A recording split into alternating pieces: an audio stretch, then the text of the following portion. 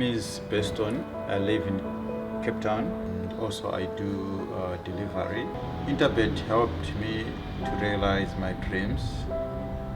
Now I have my own delivery vehicle and I'm able to do the removal in and around Cape Town.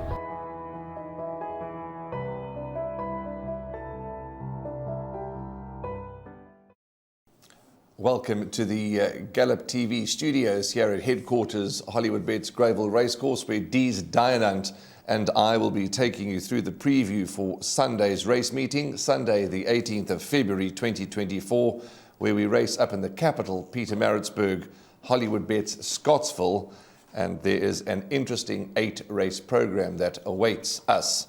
And it gives me great pleasure to welcome my colleague and good friend Dees Dynant to the studio with me, where him and I will be your hosts also at Hollywoodbets Scottsville on Sunday. Dees, how are you? Okay, Warren, hanging in there, and the first month and a half of the year is gone, and I just had a look at some of the websites the other day, and it's amazing that the Hollywoodbets Durbanville July betting anti-post is out. And once we get to that second leg of the Triple Crown and the Triple Tiara, then it's downhill. I mean, it's Sure. Yeah. You must know. I mean, you at the offices here at the Gold Circle. I mean, the preparations are in earnest. I'm almost certain of that. Absolutely, Dees. Full swing, and meetings are plenty, discussions are plenty, and yeah, it's quite scary how time flies. But that good old saying, time flies when you're having fun. Now, talking about fun, let's get straight into the nitty-gritty and talk about this race meeting that takes place on Sunday, Hollywoodbets Scottsville. The first race of the day will be at 12:30 over a distance of 1,200 meters. It's a maiden juvenile plate for fillies, and scratched is, at this early stage of recording, scratched in the first race is number 7, Take Note. So please take note of that scratching. Horse number 7, Take Note, is out. And as we tell you time and time again, this show is recorded more than 24 hours before the first race. And please check all your scratchings, jockey changes, betting moves, etc. before taking your final bets. And the first race, as I said, number 7 is out. We've got a package for you, a rerun of Ethereal View and an interview with Stuart Ferry. Raheel Radkrishna was up at Summerveld during the week. So let's get off this first package. They're coming from everywhere with 300 metres to go. It's a wide open affair. Ethereal View on the inside. Grey Fantasy, Glamours. Also right there's Pull a Fast One. Ultimissimo is also trying to get into the race. But Grey Fantasy takes it up over the last 100. And it's Grey Fantasy going on for the victory. Glamours will run second. Third place, maybe Ultissimo. And then Ethereal View. Yeah, listen, both my babies are pretty much the same. She's shown nice work at home. She's ready for a run. There's not much more we can do at home.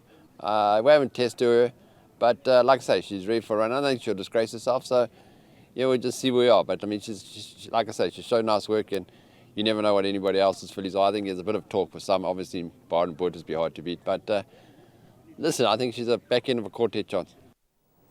Okay, there we go. Yep, talking about Byron Bottas' horse, you heard Stuart Ferry mention that she's probably the filly to beat. And he's probably right, Dees. She's had 2 starts, this daughter of Lance, one up on the Highveld, one up at Hollywoodbets Scottsville. So she's been over at this track, but she's going an extra 200 meters. She was still green last time. She was a little unlucky, a little stiff. But Quid Pro Quo looks to set the standard to give Byron Bottas his first winner here in the province since relocating. But there are a few others that I think have got chances. Ethereal View's got to have a chance. Radiant Heat, another Highveld Raider, has improved at the second time of asking.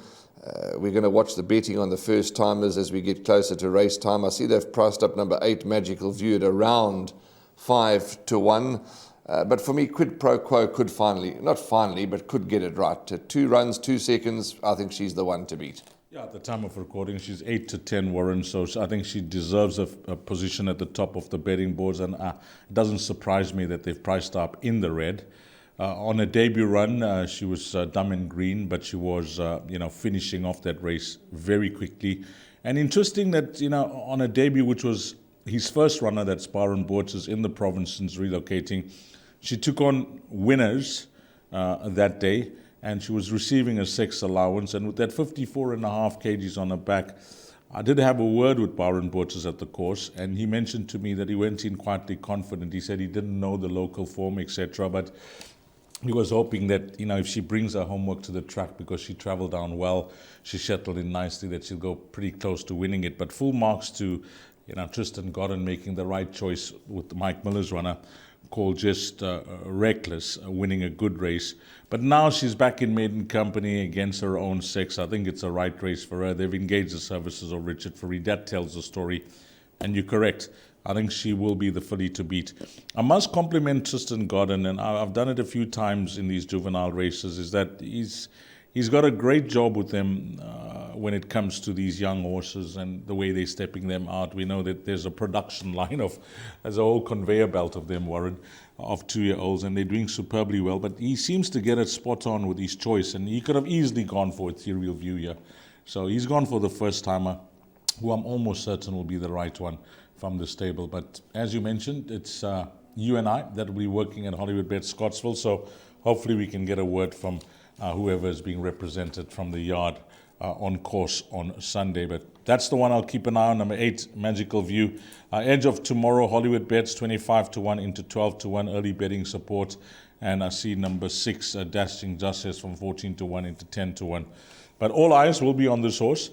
I personally would like to see her win to get racing fans and punters off to a flying start, because it's a competitive card and you'd like to make some money early on in the meeting. And 8-10 against this field, we'll see if there's any support for any of the first timers. But I think you could get better than that if like a horse like Magical View gets punted. But I'd like to wait race time and see, possibly even money or better.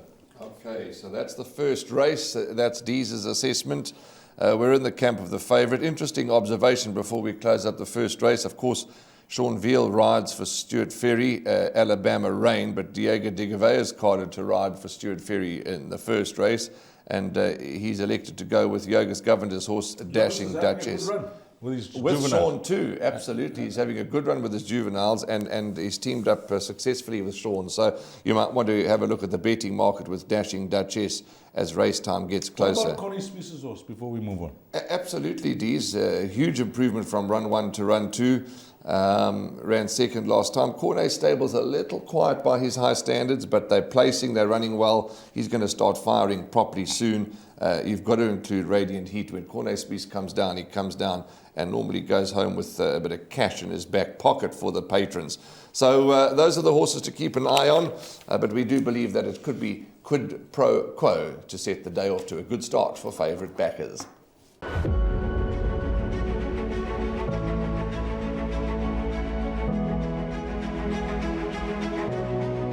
It's good fun. Days like these are great. You get the whole industry together, and to have, companies and corporations like Interbet and Cape Racing who are so generous with sort of time and energy into making a day like this possible is it's fantastic for everyone.